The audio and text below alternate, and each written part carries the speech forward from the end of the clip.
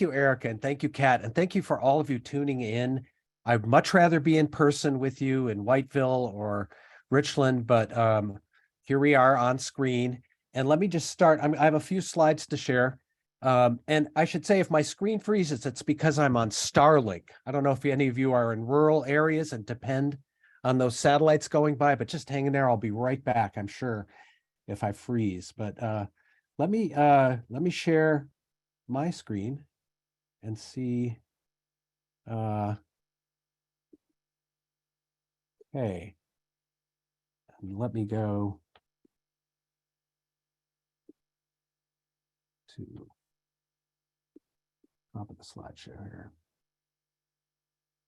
Okay, sorry about that. Let me start by just saying, as Erica said, I'm the great grandson of the Meatpacking Meyer, and you probably have seen my car parked around, driving around Wisconsin. But yeah, this is my family. My great grandfather came from Germany with a recipe for sausage, and 4 generations here we are, and that enabled me. That allowed me to be essentially born on third base, and that gave me all kinds of advantages and opportunities. And that's one of the reasons I'm very involved with the Patriotic Millionaires, and I'm on the board of the Patriotic Millionaires. But what I want to talk with you tonight about is charity and philanthropy and the cost of billionaire philanthropy. And I should just start off by saying what we're talking about here is giving and generosity. And many of you listening are generous people, and you give to organizations, congregations, individuals in need, not necessarily thinking about whether you get a tax break. In fact, very few people actually get a tax reduction when they give to charity. But what I want to talk to you about is billionaire philanthropy. And you've heard it through the Great Economy Project about growing inequality and the wage gap and how wealthy people are not paying their fair share of taxes. But a lot of people will say, well, I've heard about these wealthy individuals, some of these billionaires, and they're awfully generous people. They're giving their money to good work. Why should we care about their philanthropy? And I hope through a very brief presentation, I'll kind of give you some reasons why to be concerned. But just to say, we have a system in the United States where people can give money, wealthy people give money and reduce their taxes. And this system has been in place for a while. Here's John D. Rockefeller giving out dimes, on the steps of his religious congregation in New York. We think about, some of you may have an Andrew Carnegie library in your town. Andrew Carnegie gave money for thousands of libraries around the United States to be built.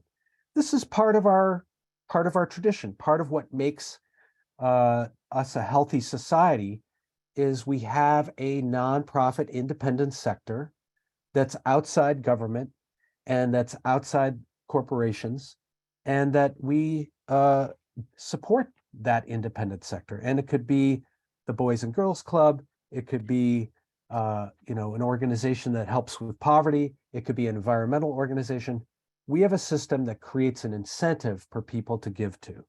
And, even today, there are, I would say, generous billionaires. There are people who dig deep and give their money. This is Mackenzie Scott, who was married to Jeff Bezos, and as part of her separation became became a billionaire. But she has said, look, she's taken what's called the Giving Pledge. And there's probably 250 billionaires around the world who've said they're going to give away at least half of their wealth over the course of their lifetime, which is a good thing.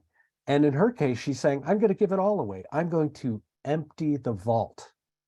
And so she's an example of even current contemporary wealth inequality, saying, my intention is to share it and do it in a way that doesn't put a lot of strings on the money and really empowers local organizations. And she's lived up to their word. So what I'm going to talk about is I'm going to be a little bit more critical about the whole idea of billionaire philanthropy, but that doesn't take away anything from people's generous impulse. One of the things we see is wealthy people use their charity as a form of power and control. And I could give a lot of examples of that. Here's one billionaire donor who's given money to a university in California, but he's put some strings on that gift. And one of the strings is the university has to build a dormitory with his donation, but the dormitory shouldn't have any windows. So here's an example of a donor sort of has their own bias about architecture. Maybe they think the students get distracted looking out the window, so their donation is contingent on building a windowless dormitory. That's just an example of, philanthropy, sort of where wealthy people are using their charity almost sort of as an extension of their power and their quirkiness in some cases. But you can think of other cases where the Sackler family made all this money off the opioid crisis, but gives all this money to museums and arts organizations. It's sort of a way to put a little virtue gloss on and distract people and deflect people from realizing where the money came from. So what I really want you to understand and take away tonight as part of this discussion is when you hear about a billionaire giving to charity, I want you to be thinking, this is your tax dollars at work. You're, as a taxpayer, helping incentivize and chip in and make those donations possible. And one of the ways in which wealthy people are different is they have more opportunities to opt out of paying taxes and giving to causes that they care about. So, here's a great example. I mean, the American Red Cross is a charity. It's one of the biggest charities in the country. During the pandemic, during times of crisis, people give to the Red Cross. And there's all kinds of organizations that many of you probably give to. But what happens with the ultra wealthy is they have ways of reducing even more of their taxes than ordinary people do. Many people will put money in the jar at the general store. They'll hear about somebody who's had an accident and they will make a donation, or they'll put money in the plate at their religious congregation, or they'll give to an organization in their community, often without getting any tax reduction.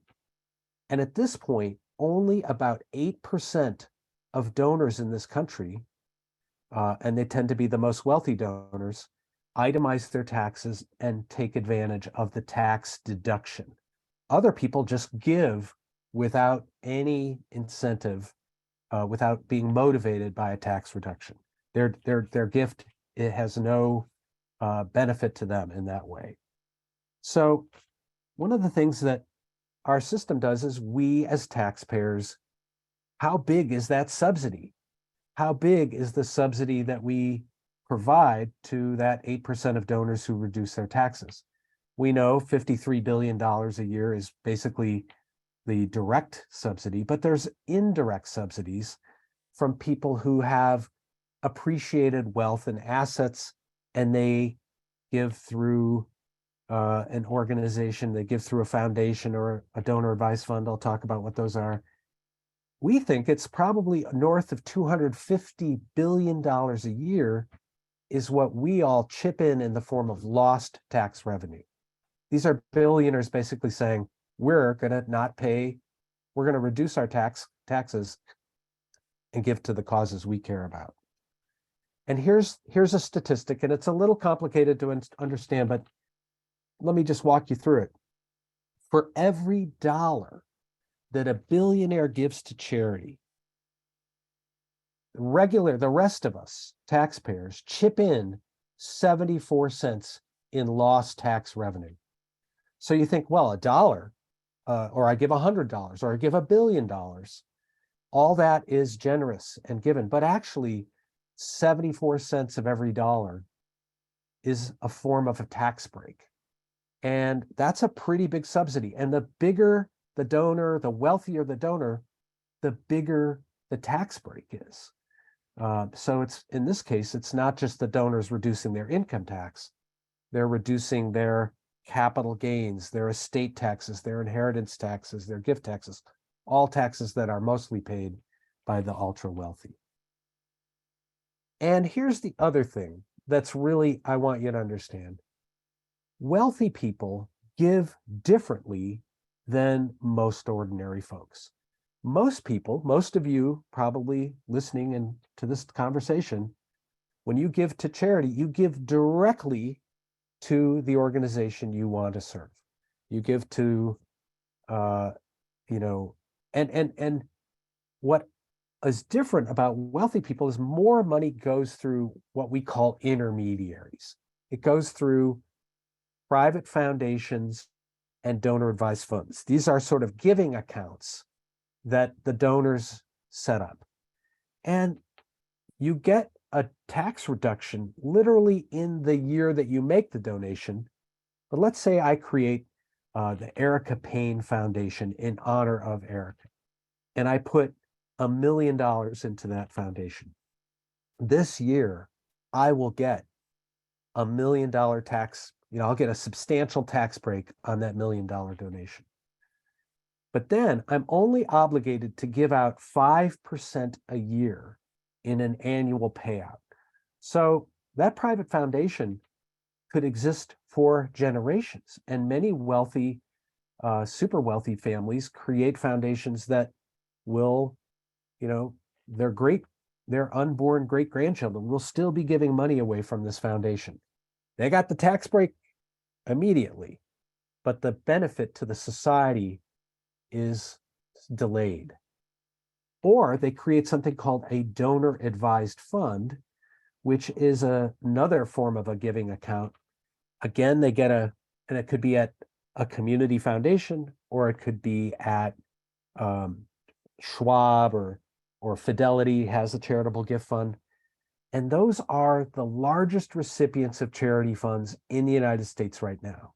The 10 biggest recipients of donations are donor advised funds run by large financial companies. A donor gets that tax reduction in the year they put the money into the donor advised fund, but there's no requirement that the donor advised fund have a payout. So the funds could sit indefinitely. And that's not always, often donors think of a donor advised fund as they should, as sort of a revolving door. Money comes in, within a couple of years, the money goes out. That's really the spirit and the intention, is to keep the money flowing. But as more and more donations are made by wealthy people, more and more money goes not directly to charities, but into these intermediaries.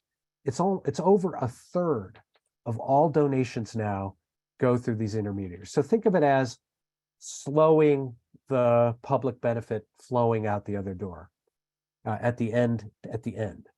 So that's a problem, because what we've seen even during the pandemic was huge amounts of charitable money essentially being warehoused in private foundations and donor advised funds. We're talking somewhere over $1.4 trillion of funds that's in these intermediaries that could be deployed today to solve real urgent problems today, but is parked in these intermediaries. So that's another reason to be concerned about billionaire philanthropy, because a lot of it is reducing the taxes of the billionaires, but isn't necessarily flowing in a timely way to the charities on the ground doing the work. Brief statistic, just from most recently, private foundations can consider part of their 5% payout can be a gift to a donor advised fund. So let's say I have a private foundation and a donor advised fund. I'm obligated to pay out 5% a year, but I could just transfer that to my donor advised fund, which has no payout requirement. And last year, $2.6 billion of private foundation donations went to donor advised funds. Again, some of that may have turned around and went out, but some of that not necessarily. And we don't actually know entirely how much money flows. Same. There's a huge number of donor advised funds that just give money to other donor advised funds. So it's a little bit like a charity shell game. But while the rest of us are saying, hello, food bank, send the money, this money is transferring between intermediaries. Again, hopefully some of that money's flowing out in a timely way, but not by any kind of oversight or accountability. This is a little bit of just showing a polling. And what we're talking about here is that something that's kind of a rarefied topic. If you have never heard of a donor advised fund, you're not alone. In fact, when we surveyed a broad number of the public, most people had no idea how a foundation or a donor advised fund works. That's because only really wealthy people use those systems. But when people learn about the system, for instance, they think, so a donor gets a tax break, but then they create a foundation that can exist for generations. It didn't pass the common sense test. 81% of Americans say, hey, we think, if we're going to subsidize this system, that shouldn't go to perpetual multi-generational foundations. Most people think the payout should be higher, a 5% payout, which actually also includes overhead donations to donor advised funds. What if the payout was higher? Maybe we should say payout 10%, and donor advised funds should have a payout. It just passes the common sense test. Most people think funds that go to a donor advised fund should move within 5 years. Most people think it should move within 2 to 3 years. So once people understand that the charity system is somewhat rigged and tilted in favor of wealthy donors, they want some basic reforms. And we all have been advocating for very simple common sense reforms. Raise private foundation payout, raise it from 5% to 10%. Foundations aren't going to go away. Some of them will still exist in perpetuity, but they'll be moving more money will flow. Require that donor advised funds have a payout. Duh. I mean, it's a common sense fix. And close loopholes about what counts toward grants. A donation to a donor advised fund from a should not count as a grant. And there's other reforms that we support, like greater transparency. Right now, it's kind of a system that most people don't understand. Most nonprofit groups don't know how to get funds from these organizations and intermediaries. They need to have more information. And this is our tax dollars at work. In the same way you want to know what that budget item is in the state or local budget, we should know where our charity dollars are going.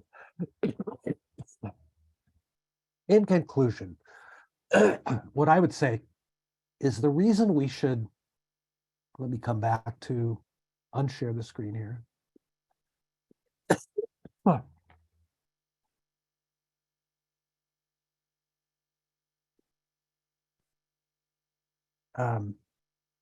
The charity system should not be an extension of the power and wealth of wealthy people.